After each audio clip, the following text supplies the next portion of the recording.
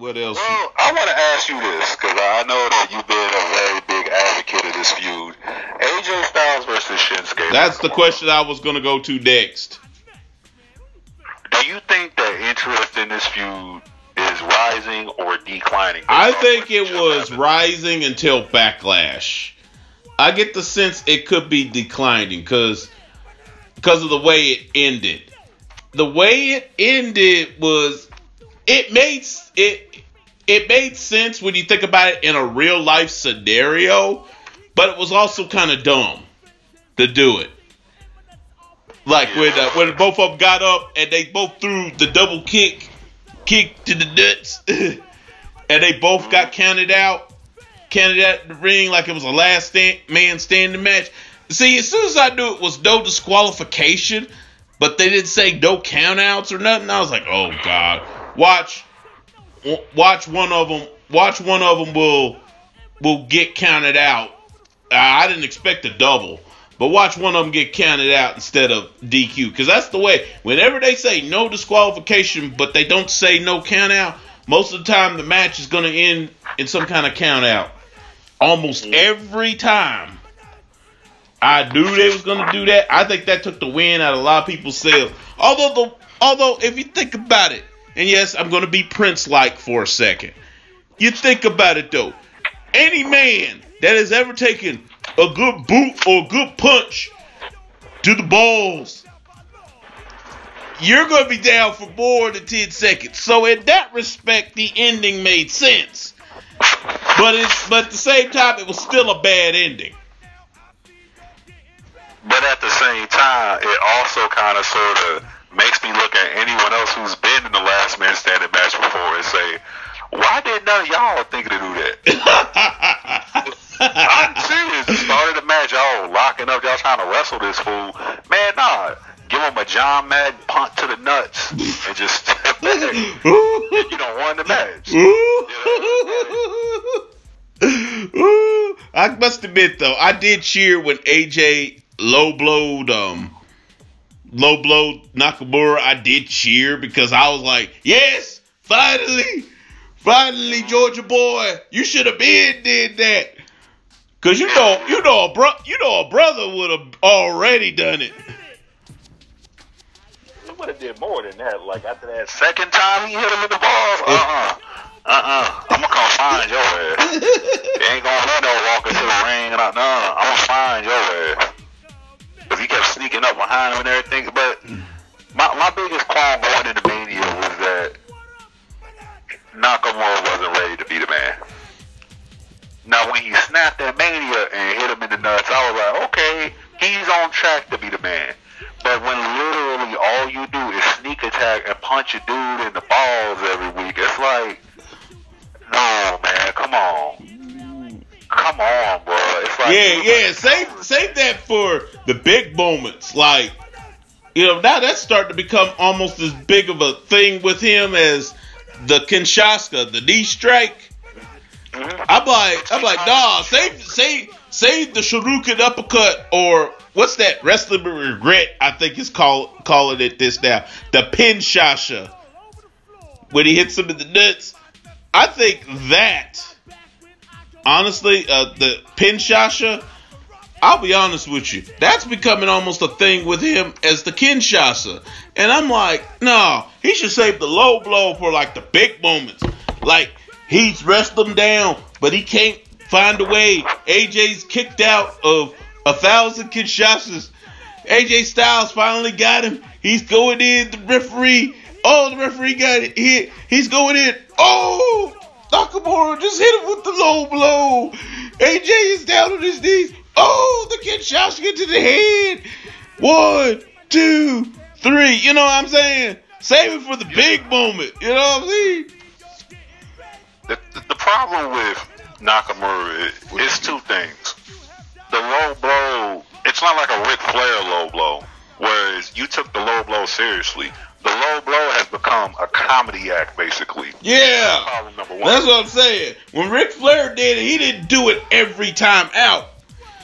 he sneaks up on him like a Scooby-Doo episode and does it. That's what makes it like it's comedic. Yeah, like, because when Ric Flair do it, you took it seriously. He didn't do it every time out. He usually saved it. Even for a real hated opponent or opponent that was, I'm gonna use a little language here. The opponent that was whipping his ass. You know what I'm saying? Mm-hmm. Like, he saved it for when Dusty Rhodes was on the road, hitting him with like 10 bionic elbows, hitting him with left jabs, double fist to the head. Was basically like boxing, just whooping his behind all over. He saved it for that. Flair is down. Rhodes is going in for the kill. Oh, the low blow from the Nature Boy. You know what I'm saying? Mm-hmm. He would save it for either the hated enemy that was whooping his behind, or he'd save it for like a big moment. He didn't do it every match. And it's also how he's doing them. He's sneaking up like a boogeyman, like. Oh yeah, which I'll admit, the fourth time he did it, when he had that tag match with Daniel Bryan, the look on Nakamura's face when he did it, he looked like when the Gremlins off of that old film, The Gremlins, back in the 80s, man. He was like, he looked crazy. It did make me laugh. It's a comedy act now. Like the first time he did it, which was at Mania, you took it seriously because he did it, and then he whipped his ass afterward. And then the second time, like, when a little kid go to bed and be like, "Mommy, there's a monster under my bed." That's what he do. He's the monster coming from underneath the bed and hitting him in the balls. Like, it's funny. That's what I'm saying. It's funny now. That's true. But yeah, you don't take it as serious. Now, Backlash, I think he took it as serious because he actually did fight him straight up for most of that match. He didn't really start doing it until towards the end. Yeah, it's like remember when Taker kicked Lesnar in the balls. Like, you took it seriously. You like, that's a cheap way, but he got to do what he got to do to get that big motherfucker off of him. So, yeah, and it's Brock Lesnar. Should a blow against Brock Lesnar be considered a disqualification? Mm-hmm. But with Nakamura, man, he be sneaking up on him. Like, it's funny, man. It's like watching an episode of Mad TV or Saturday Night Live. Like, every time AJ come out, you're waiting. Okay, he gonna hit him in the balls. Where he coming from? Where he coming from? Oh, he hit him in the balls. Ha ha ha. Yeah, only thing I will say, at least he's not doing it like straight up. Straight up, like from the beginning. He's fighting his matches with AJ. He wait until critical moments to do it. But it's got to be on AJ Styles' mind. It's getting comedic though. Like, yeah. If this was like a mid card thing, I wouldn't care. But this is the big one, and it's turned into a comedy act, man. Yeah. Where I poked fun at it with a video I made where I was like, I got two solutions to this. Since they seem to be more obsessed with each other's manhood than actually with the belt, let's solve two things at once. I propose an ABB match or all balls brawl where anything goes, but the only legal no, it ain't an anything goes match. The only legal hit in the match is a hit to the balls, and the only submissions allowed are ones where you can torture not only the limbs, the joints, but you have to torture the nether regions. And the other one I proposed was a Shattered Dreams match, where no disqualification, no countouts, anything goes. They can fight anywhere, but the telling blow must take place in the ring, and it must be the Shattered Dreams, Goldust's move. I like the jock strap on a pole.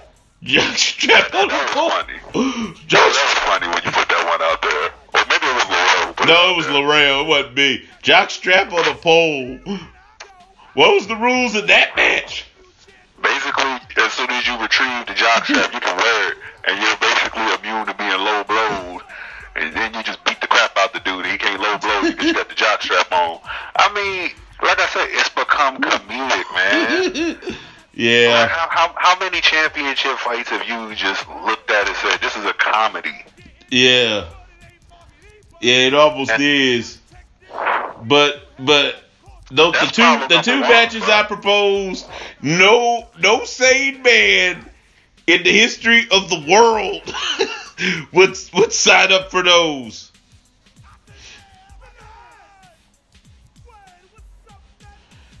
You know what problem number 2 for Nakamura is? What? He has the same issue that Bailey has right now, whereas all the low blowing and this ruthlessness, you only see it with one guy. Every time Bailey, she wants to hulk up and beat the crap out of somebody, she only does that when it's Sasha. Where was this hit dude in the nuts and beat the crap out of him, this ruthlessness, when he was going against everybody else?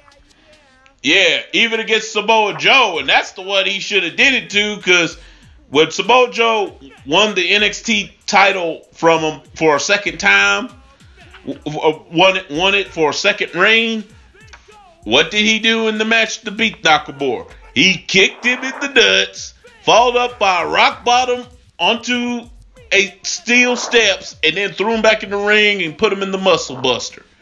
If anybody, that's the one he should have low blowed. Know what I mean?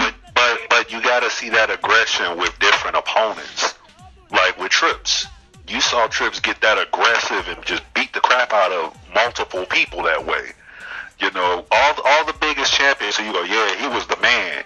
You didn't see them, oh, I'm only gonna hulk up and beat the crap and go snap and go crazy on only him. Everybody else, I'm gonna play with kid blood, but when he showed up, in fact, I've only seen Nakamura do the crotch shot to 2 other guys, and that's only because fans taped it. It's not the only reason I know about it. He did it against Randy Orton once, and he did it against Daniel Bryan.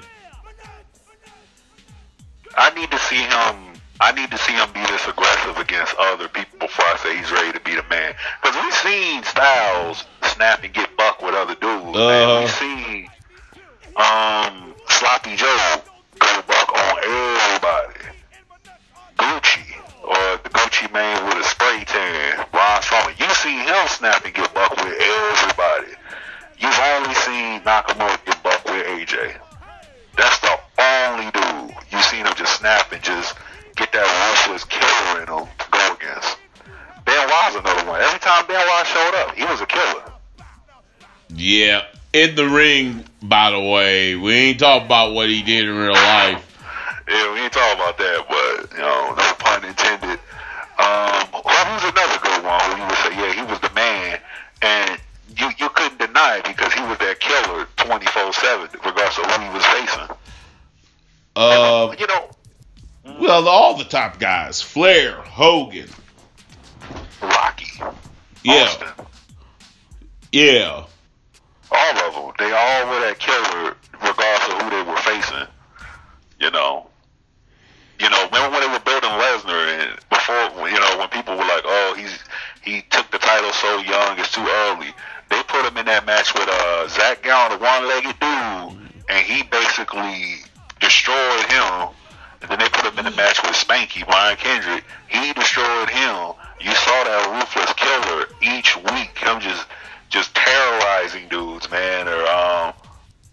Or how about when he came out, he faced off against Rikishi, and he came out and destroyed him, put him in the lifted him up in the F5 like nothing. And then he went to SmackDown and did the same thing to Mark Henry. Yeah. He was just basically demolishing and destroying everybody.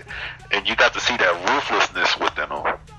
Nakamura and AJ. But yeah, it was the feud rising or declining. Yeah, I think interest is declining. Basically, no one cares. They's like, look, if Backlash was the time, most people want to see, and they love AJ Styles, but most people think it's time to put the belt on Nakamura for a minute.